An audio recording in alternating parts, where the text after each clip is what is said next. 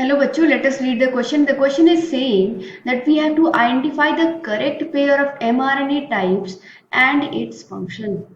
And these are the kinds of mRNA, basically messenger RNA, transfer RNA, ribosomal RNA, or all of the above. Let us look into it. So the key concept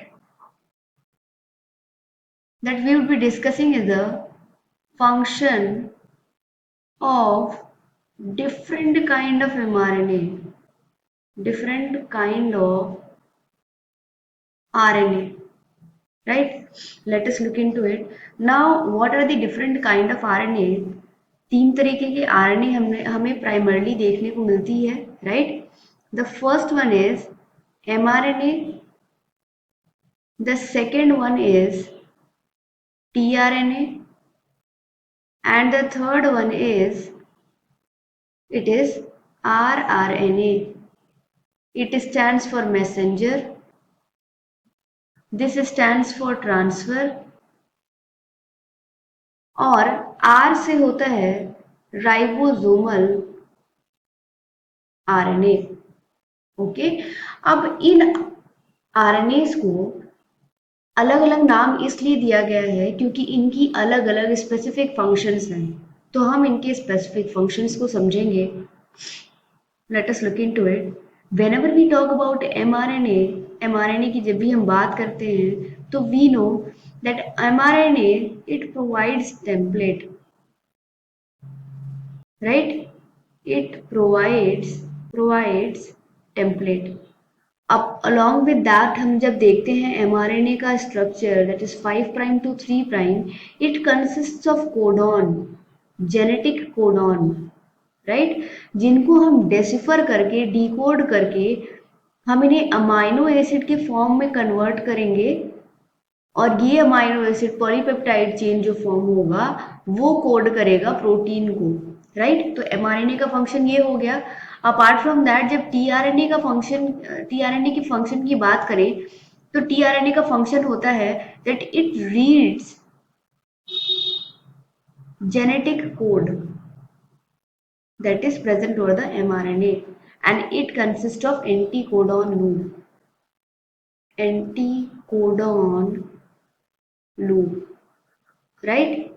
अब ये read करता है और हमने देखा कि यहाँ पे जब ये कोडॉन रीड हो रहे हैं तो इनके एंटी कोडॉन आके अटैच होंगे थ्रू द टीआरएनए और वही टीआरएनए ले आएगा स्पेसिफिक अमाइनो एसिड। सपोज यहाँ पे एयूजी अगर है, right?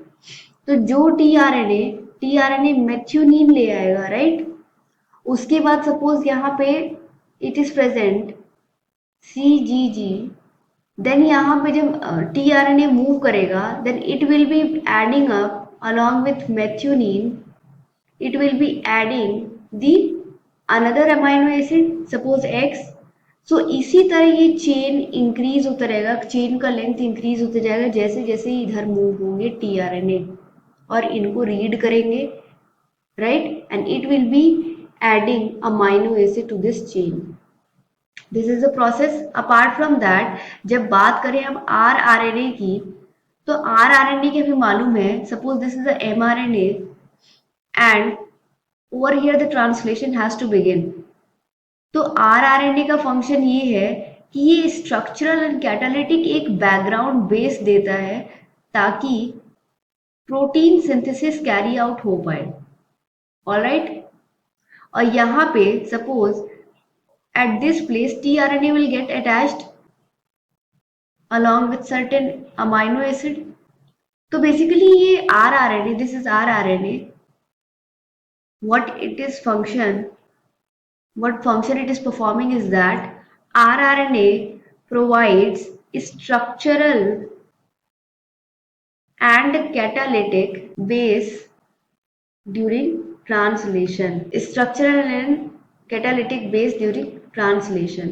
Now as we can see कि ये एक स्कैफोल्डिंग प्रोवाइड कर रहा है ताकि ये तीनों ही जो कॉम्प्लेक्सेस हैं यानी कि टीआरएनए, एमआरएनए और आरआरएनए एक साथ मिलके ट्रांसलेशन कैरी आउट कर पाए एक कोलैबोरेशन में।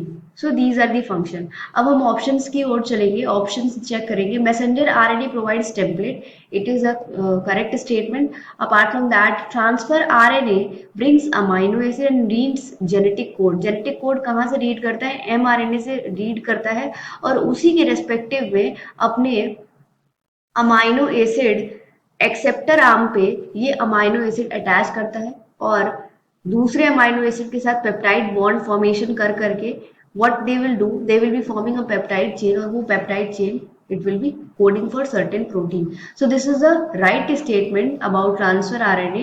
And when we talk about ribosomal RNA, it plays a catalytic role during translation.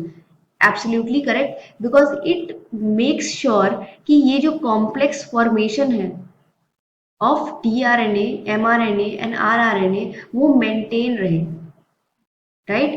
So this is also a right statement. Thus we can say that all statements are right. Now let us conclude it that option D is the right statement. Hope you all understood. All the best.